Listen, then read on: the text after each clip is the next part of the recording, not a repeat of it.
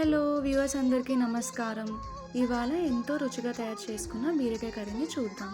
బీరకాయ కర్రీకి కావాల్సిన బీరకాయలు, బంగాళదుంపలు, ఆనియన్స్, టొమాటోస్, పచ్చిమిర్చి కట్ చేసుకొని పక్కన పెట్టుకోండి.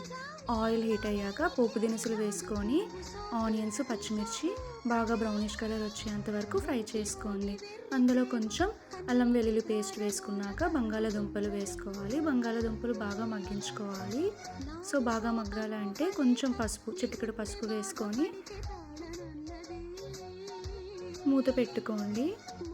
సో ఇలా మగ్గిన తర్వాత కట్ చేసుకొని పెట్టుకున్న బీరకాయ ముక్కలను వేసుకోవాలి. బీరకాయ ముక్కలు వేసుకొని మొత్తం ఒకసారి బాగా కలిపేసుకోవాలి.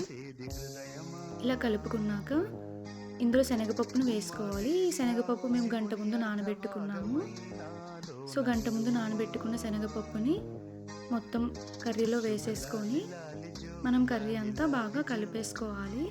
ఒక టొమాటో పీస్ కట్ చేసుకొని ఆ టొమాటోని వేసుకున్నాక తగినంత ఉప్పు కారం వేసుకోవాలి.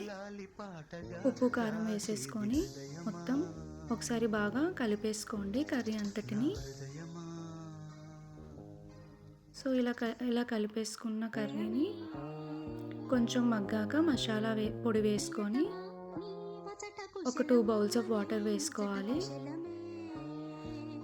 2 బౌల్స్ ఆఫ్ వాటర్ వేసుకొని కర్రీ అంతా ఇలా మగ్గాక కొంచెం ఉడకబెట్టిన తర్వాత కొత్తిమీరతో గార్నిష్ చేసేసుకోవడమే. ఈ కర్రీ రోటీస్తో, రైస్తో చాలా బాగుంటుంది. ట్రై చేయండి. Thank you.